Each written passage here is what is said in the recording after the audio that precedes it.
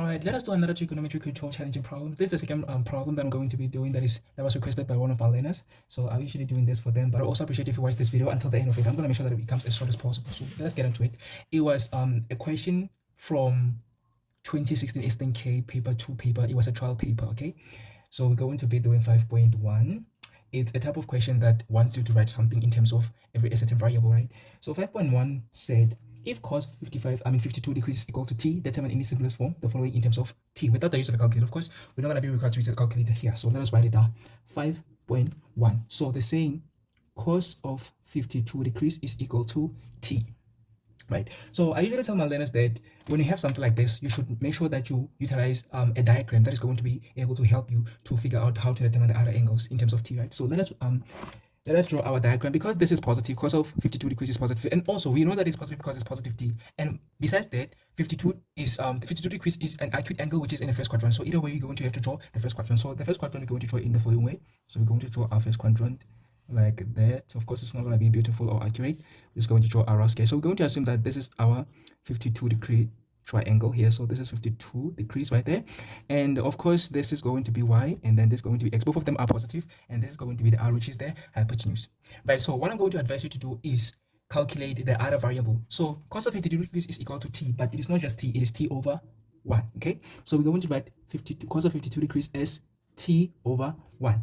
So we know that cos of an angle is equal to the adjacent side over the hypotenuse side. So in terms of our Cartesian plane here, or the diagram that we've drawn in our Cartesian plane, the adjacent is x and the hypotenuse is r. It means that t over 1 is the same as x, which is the adjacent over r, which is the hypotenuse. So this means that t is x and 1 is r. Therefore, x is equal to t and 1 is equal to r. Okay, let me actually write r is equal to 1, not that way around. So r is equal to 1. So we have x and we have r. So let us determine the y, because it is the one that we do not have a value of. So we're going to utilize the the Pythagoras theorem to determine the value of r. So anytime you get across this type of question, please utilize a diagram and also the Pythagoras theorem. So we're going to be like, because we're looking for y, let us write it first. So y squared, let me actually write it on the left hand side, I mean the right hand side. So y squared is equal to, oh my god, I didn't actually need it. I meant y squared plus x squared is equal to r squared. Because this paper 2, they're going to require a reason for whatever statement that you're going to write. Okay, so this is a statement that we have written. We have to provide a reason for that. So I'm going to write maybe Pyth, which means Pythagoras, then t. Okay, so Pyth means Pythagoras, t means theorem. So that is the reason, right? But if you are in an examination, you have to provide a full reason. You have to provide like you have to write fully Pythagoras theorem. But I don't actually have enough space. That is why I'm just gonna write Pyth theorem 5t. So we're looking for y, so we're going to be like y squared plus x. We said that x is equal to t, so t squared is equal to r is 1, so we're going to be like 1 squared. Right, so we're looking for y, so we're going to take t squared to the right hand side. So we're going to be like y squared is equal to, when t squared goes to the right hand side, it becomes negative. So 1 squared is 1, and t squared, when it comes to the right hand side, is going to become negative t squared. We're looking for y, so we're going to be like y is equal to, let's go. Well, what we have actually done is found the square root of both sides. So the square cancels the square root, so y is equal to plus or minus the square root of y minus t squared. Remember that we have to say plus or minus because this is square root, but y is positive in the first quadrant, so we're only going to consider the positive square root, not the negative one. Okay, so this is a positive square root of 1 minus t squared. So this is what y is equal to. Okay, now that we have x, we have r, we also have y, we can determine the other trigonometric functions in terms of t.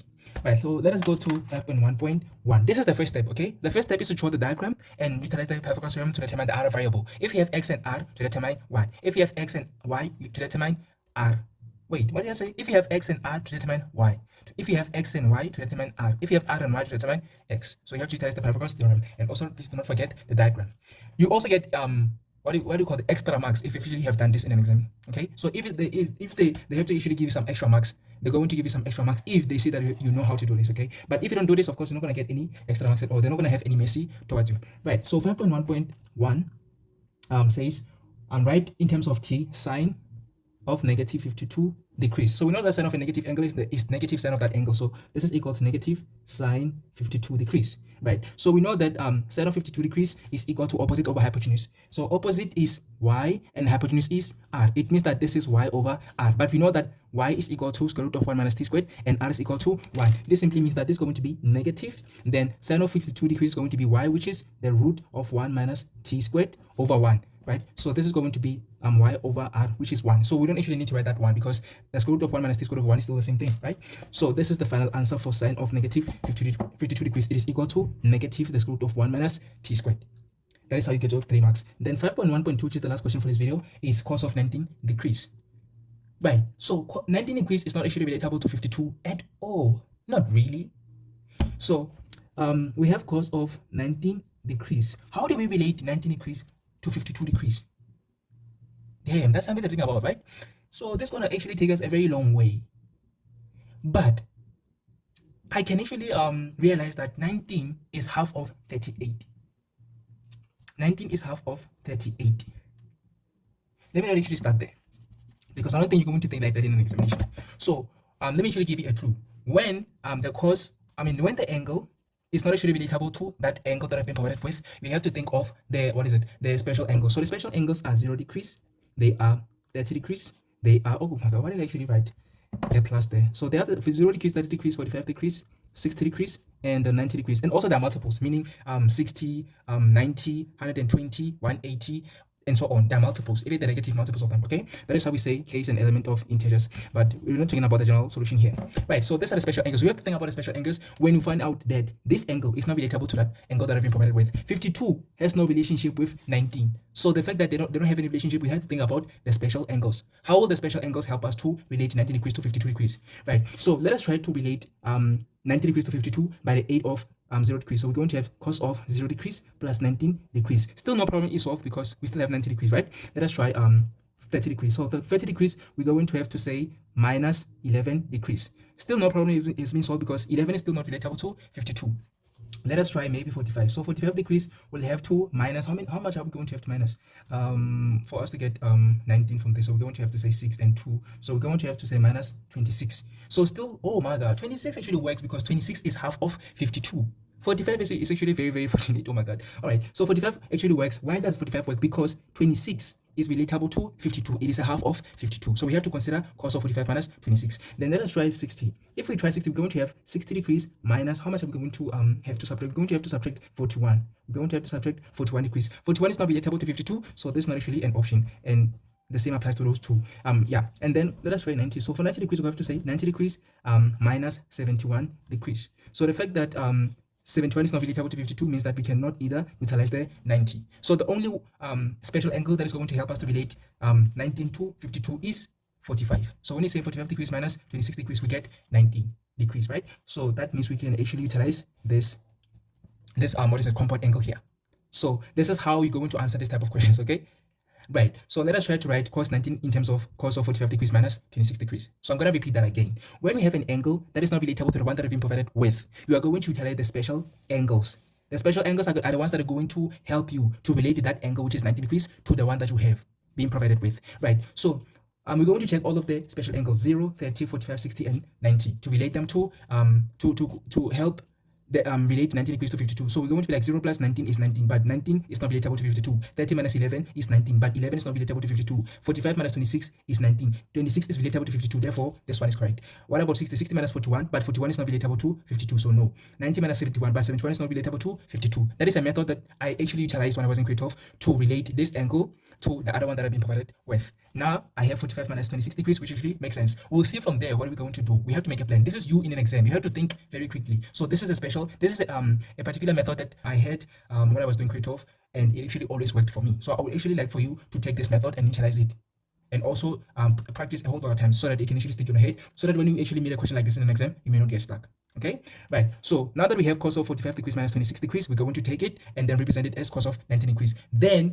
we're going to make a plan. So we're going to actually work this out step by step. At least we have actually gotten the first step. We're not thinking about the second step yet. We're going to think about the second step once we have written the first step. So don't worry about what you're going to do next. Worry about what you're going to do after cos of 19 degrees. Okay, so we have actually unwrapped 19 degrees into 45 minus 26. Then we're going to think about what to do next when we have written it. Don't worry about the second step. We're going to write about the second step after we have written it. Okay. Right, so let us actually write cos of 19 degrees in terms of 45 and 26. This is the second video that I've actually done where 45 degrees is the one that has actually came to our rescue regarding relating the angle with the one that I've been provided with. Usually it is 90 or 60, but the videos that I've actually done today, 45 is the one that actually came to our rescue. So Cos of 19 is equal to cos of 45 degrees minus 26 degrees. So 26 is relatable to 52. Right. So what you're going to do is expand, as we know, right? So we're going to be like cos of 45 degrees, then cos of 26 degrees, and then plus sine of 45 degrees times sine of 26 degrees. Okay, so we have cos of 26 and sine of 26, and we know that 26 is half of 52 degrees. So for us to actually be able to get 52, we have to multiply this 26 by 2. Therefore, we have to do a reverse of a double angle. Okay, so we can actually do a reverse of a double angle, but I want you to make things simpler for you. So when you get something like this, where the angle that you have currently is less than or half of the angle that you have there at the top, what you're going to do is, please listen carefully. If you have an angle that is less than or half of the angle that you have been provided with, what you're going to do, instead of actually doing a reverse of a double angle, you are going to break down that angle that you have into a double angle identity. Okay, so instead of actually writing cos of 2 multiplied by 26 degrees and multiplied by half, you are going to do you're going to break this into a double angle identity. So therefore, we're going to break this 52 into 26 instead of actually multiplying 26 by 2. In simple terms, we're not going to multiply 26 by 2. We are going to divide 52 by 2. So we're going to write 52 in terms of 26 instead of writing 26 in terms of 52. So we're not going to go up, we're going to go down. So we're going to break down 52 into 26 instead of multiplying 26 by 2 to get 52. I hope that you get me. This is the simplest way in which I can actually explain it, okay? Right, so we're going to break down that 52. Although they have actually given us that cos of 52 is equal to t, we're going to break down that. We're going to break down the rules. Remember that every rule has to be broken. So we have cos of 52 degrees. We are just making things simpler for ourselves. So it's going to take longer to convert 26 degrees to 52 than breaking down to 52 degrees to 26. So we're going to break down 52 into 26. So 52 is equal to cos of 2 multiplied by 26 degrees. This is equal to t. So this is a double angle. So what you're going to do is you're going to write it in terms of cos already, because we've actually initially had it in terms of cos. So we're going to write, because we know that a double angle of a cos has 3 options. It has 2 cos squared 26 degrees minus 1, which is equal to t, or we can say 1 minus 2 sine squared 26 degrees is equal to t, or we can say cos squared 26 degrees minus sine squared 26 degrees is equal to t. Originally we had cos of 52 degrees, so we're going to keep the one that we had original, which is the cos. So everything that is sine, we're going to eliminate it. Not because they're not going to be correct. We're just trying to keep the original form, which is the cos. Okay, so we're going to forget this too. But if you are curious, maybe you can try to work this out as well. They're going to work. Okay, but I'm going to advise you to keep the trigonometric function that we had initially, which is the cos.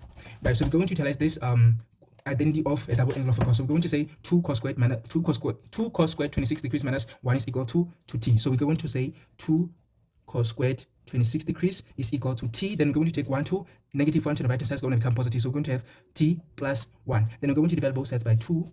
Then we're going to be like cos squared 26 degrees is equal to t plus 1 over 2. This is us breaking down that 52 into 26. Then of course we're going to be like the square root of both sides. So cos of 26 degrees. So the square is going to cancel the square root. We're going to have the square root of t plus 1 over 2. Is it going to be a positive t or a negative t? The fact that we had cos of 52 degrees as positive in the first quadrant, it means if we halve the angle, it's still going to be positive. So it's not going to be a negative square root, it's going to be a positive square root, because in the first quadrant, the angles are all positive. Not really the angles are all positive. All the acute angles actually have positive ratios. So that is why we're going to have a positive, the square root of t plus 1 over 2. I hope that you understand it. Right, now that we have cos of 26 degrees is equal to this. This is the simplest form. So what we have done is broken down the cos of 52 into cos of 26. Instead of us taking the cos of 26 back to the cos of 52, it's going to take longer, and also it's going to be tedious. You're going to run out of ideas, and you're going to get frustrated in exam if you try to change the cos of 26 to 52. So it usually requires a lot of energy to go uphill, meaning go from a lower angle to a higher angle. Okay, so it's going to take longer and a lot of energy. So I'm advising you not to do that. Don't convert the lower one to the higher one. Take the higher one and go lower. It is actually always easier, and it requires less energy to walk downhill than to walk uphill. When you want to walk uphill, you're going to have to utilize more energy than to just walk downhill. Okay, so you're always going to need to go down from the one that is higher or the one that is larger to the angle that is lower or smaller. Okay, so we're going to have to break down 52 to 26, then going from 26 to 52. I hope that is clear. I've explained that I don't know how many times, 100 times. So I hope that is clear now. Right, now that we have cos of 26 degrees, we're going to always substitute the square root of t plus 1 over 2 where we see cos of 26. Okay, so now that we have this, we have cos of 26 degrees is equal to this. We're going to do the very same thing that we had done initially. Okay, let me actually shift my book a little bit down so that you can be able to see what I'm going to do next. All right, so this is cos of 26 is equal to this, right? So we know that cos of an angle cos of an angle 26 degrees is equal to opposite over hypotenuse. So we said that opposite, I mean not opposite, adjacent over hypotenuse. So adjacent is x in terms of our Cartesian plane and also in terms of our diagram, and hypotenuse is r. So we have x over r, right? But okay, well, x has to be equal to what? X has to be equal to the root of t plus 1 over 2. Wait, let me actually write this initially as, okay, so we have cos of 26 degrees is equal to this, right? So this is the same as cos of 26 degrees is equal to t plus 1 over 2, this whole thing over 1. Okay, so cos of 26 degrees is equal to that is the same as this. So this is the whole thing divided by 1. So because we know that cos of an angle is equal to adjacent, which according to our diagram or our Cartesian plane is x, and over hypotenuse, which according to our diagram is r. Therefore, it means that x is square root of t plus 1 over 2 and y is 1. Okay, it means that x is equal to the root of t plus 1 over 2 and r is equal to 1. So we're doing the very same thing that we had actually done when cos was 50, when we had cos of 52 degrees. Okay, now that we have x and r, we must determine what? Y. I hope that so far we are still on the same page, right? So we're going to determine y by utilizing the the Pythagoras theorem. So we're going to be like y squared plus r plus x squared is equal to r squared, and we're going to say this is a Pythagoras theorem. So because I don't usually have in space, I'm just going to write Pyth, but in examination you're going to write it in full Pythagoras theorem. So we're looking for y, so we're going to be like y squared plus x squared. So we have x as the root of t plus 1 over 2. So all of this we're going to square that. Then r is 1, so 1 squared. So we're going to have y squared plus when the square root of the square root, the square of the square root of, so the square is going to cancel the square root, and we're going to be left with t plus 1 over 2. This whole thing is equal to 1 squared, which is 1. So we want y. So we're going to be like y squared is equal to 1 minus the whole of that. So we're going to be like y minus 1 minus t plus 1 over 2. Right, so this means that, well, before I find what y is, which we're going to just say the square root of both sides, let me actually try to simplify this, okay, real quickly. So we have 1 minus t plus 1 over 2. So I'm going to write t plus 1 over 2 as t over 2 plus 1 over 2. So therefore, this means that we have 1 minus t over 2 minus, because negative times positive is negative, the negative times positive is also negative, so we're going to have minus half. So 1 minus half is equal to half. Therefore, it means that we're going to have negative t plus 2 plus half, because 1 minus half is positive half. Or we can write it as 1 over 2 minus t over 2, which 1 over 2 minus t over 2, we can also write it as 1 minus t over 2. Okay, so this means that y squared is equal to that, which is 1 minus t over 2. This is the whole thing simplified. Remember that we just simplified this. This simplified is the whole of this calculation here, which is negative t over 2 plus half, which is the same as half minus t over 2 there. Then it's equal to 1 minus 2 over t. I mean 1 minus t over 2. What am I saying? Okay, 1 minus t over 2. Therefore, it means that y squared is equal to 1 minus t over 2. So to find the y, we're going to just find the square root of both sides. And we have to keep note of the fact that y has to be positive because it's in the first quadrant. So this means that y is equal to the square root, a positive square root, because it's in the first quadrant, of 1 minus t over 2. Therefore, this is y. Okay, let me actually shift my camera a little bit. So this is y. Okay, so now that we have determined y, it means that we have x, we have r, we also have y in terms of 26 degrees. Initially, everything was in terms of 52 degrees, right? It was in terms of 52. Now we have actually found everything in terms of 26 degrees. So we have x, y, and r. So let us rewrite the values of x, y, and r again. Oh my God. So this is what you're going to be doing in an exam, but this is going to be your rough work, okay? So you're going to write it. You're going to write all of this in the space that we have at the back of the paper. So we have let me actually write everything here with a pen. So we have x is equal to the root of, what is it? 1 plus, okay, we have the root of t plus 1 over 2. That is x. Then we have y is equal to the root of 1 minus t over 2. That is y. Then r is equal to 1. So now that we have determined these values x, y, and r in terms of 26 degrees, we can determine the cos of 90. Okay, so remember that the cos of 19 is equal to 45 degrees minus 26 degrees. And wherever we see 26 degrees, wherever we see cos of 26, we can actually substitute x over r. Wherever we see sine of 26, we can substitute y over r. Now this has become simple. So let me actually erase everything that I've written here, but you have to keep this this information in mind. If you would like to actually know the solution to this problem, you are welcome to pause the video, take a screenshot so that you may know how I've actually worked this out. So I'm going to erase all of this and I'm going to write everything neatly, and that's going to be the end of the video. Right, so let me actually quickly just erase all of this and then write everything neatly.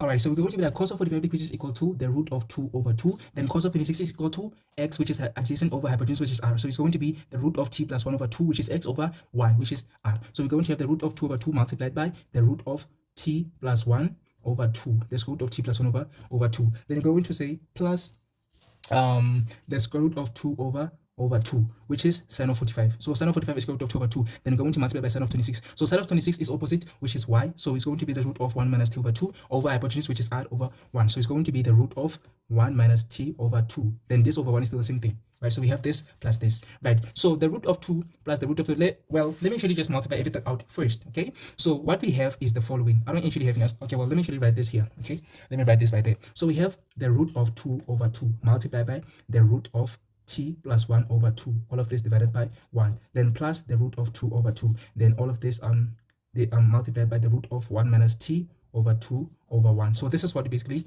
have, right? Let me actually shift my camera a little bit down so that maybe able to see this. All right, so what we can do is take out root of 2 over 2 out as a common factor, or we can try to maybe multiply individually, meaning start with the first term then go to the second term. I don't know which one you're going to prefer, but we can also do I don't know. Let me actually work. Let me actually multiply everything out individually. So let me actually say this is going to be the root of 2 multiplied by the root of t plus 1 over 2, then over 2, because 2 multiplied by 1 is 2. So we're going to be like the numerators multiply the numerators, the denominators multiply by the denominators. So we're going to like square root of 2 multiplied by the square root of t plus 1 over 2, then 2 multiplied by 1 is 2. Then we're going to be like plus the root of 2 multiplied by the root of 1 minus t over 2, then over 2. Right, so everything is going to be having the denominator of 2, right? So we're going to be like, when you multiply two numbers that are inside brackets, we can actually find the square root of the product of them. So the square root of the product of 2 multiplied by the t plus 1 over 2, right? So we're going to be like 2 multiplied by t plus 1 over 2, all of this over a square root, right? So all of this divided by 2, right? So we're going to be like plus the square root of 2. So we're going to be like the square root of 2 multiplied by that. So 2 multiplied by 1 minus t, 1 minus t over 2. From here, it's just algebra. So these are for people that are interested in algebra, people that love algebra. So all of this divided by 2, because they have a common denominator. So we're just going to simplify this into the square root of 2 multiplied by t plus 1 is 2. Well, let me just cancel the 2's, okay? So this 2 is going to cancel this 2. So that means that the only thing that's going to remain is t plus 1. So we're going to have t plus 1, the square root of t plus 1. Then we're going to have plus the square root of, because this 2 is also going to cancel this 2, we're going to have 1 minus t, right? So all of this divided by 2. So this is the answer. So this is the answer. That means that cos of 90 degrees, oh my god, we come a long way. So cos of 90 degrees is equal to the square root of t plus 1 plus the square root of 1 minus t, all of this divided by 2. Let me write it neatly. Yeah, so neatly we're going to have the root of t plus 1 plus the square root of 1 minus t. So the sum of both of this over 2. So this is the final answer. Therefore, this thing is equal to cos of 19 degrees. So somebody, this is the answer by the way, somebody would actually look at it in a different perspective, or utilizing a different eye by saying, well, we had initially cos of 52 degrees. So if we draw a Cartesian plane, and draw our right angle triangle, we're going to have a triangle that looks like this. I don't know if you can actually see that. Oh yeah, you can. So we're going to have a right angle here. So this is our x-axis and this is our y-axis, right? So this is our y-axis. So we're going to draw a Cartesian plane that looks like this. So if this is 52 degrees here, we're going to have 52 plus 90, we have 142. So therefore the answer, the only remaining angle is 38 degrees. Therefore we have 38 degrees. And since this is cos of 19, 19 relates to 38. Although 19 did not relate to 52, it relates to 38. So what we are going to do is write cos of 52 as sine of 90 minus 52 degrees, because these are called angles. Okay, so let me actually go to the next page to explain that. All right, so somebody would have actually done this. They would have drawn a Cartesian plane in the first quadrant, of course, and they would have said, if this is our right angle and this is our 52 degrees, of course we know that this is a right angle here, right? So the only angle that was going to remain is 38 degrees, because when you add all of these angles, they have to give us 180, right? So 90 plus 52 is 142, and then they short of 38 for us to get 180, right? So the fact that we are able to get 38 degrees and we are looking for the cos of 19 degrees, we can say that 19 degrees is relatable to 38, not 52. So we're going to utilize cos of 38 degrees instead. Okay, so cos of 52 degrees, it is equal to cos of 90 degrees minus 52 degrees. We call this co-angles. So the fact that we know that when we have 90 minus something, we're going to change it to sine. So in the quadrant 90 minus 52 degrees, which is the first quadrant, sine is also, cos is positive. Therefore, the sine is also going to be positive. So we're going to have sine of, well, this is 50.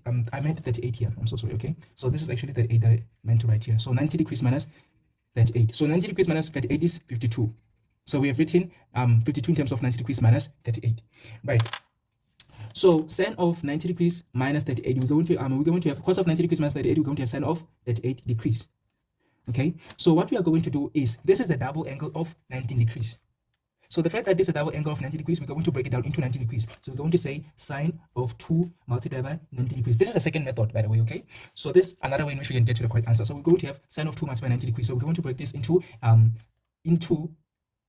angle of 90 degrees. So we're going to have 2 sine of 90 degrees times cos of 90 degrees. This is what we are looking for. Now that we have this, we can actually, well, what else are we going to do after this one? What else are we going to do after that? Oh, well, we have cos of 52 degrees is equal to t, right? So this is cos of 52 degrees is equal to t. Therefore, since cos of 52 degrees is equal to 2 sin 19 cos 19, we're going to be like this is also equal to t. This means that cos of 90 degrees is equal to, if we divide both sides by 2 sin 19, we're going to have t over 2 sin 19 degrees. It means that cos of 90 degrees is equal to t over 2 sin 19 degrees. I don't know if this answer is going to be acceptable. This is also still in terms of t, but I don't know if this is going to be acceptable. The thing is, we cannot really know what sin of 19 is equal to. Okay, so there's another method to determine this, but the problem with it is that it's not going to be really in terms of t only. So it's going to be also in terms of sine of 19 degrees, which is not really what they are looking for, you know. So this is a second method, but it will not actually give you what they want. So I'm not really even sure that they're going to credit you marks for doing this, okay? So I would actually prefer you to utilize the first method. Although it is long and tedious, I would actually advise you to go for that method, because this one, we're going to be stuck at t over 2 sin 19. And still, they're going to ask you, what is sin 19 equal to, you know?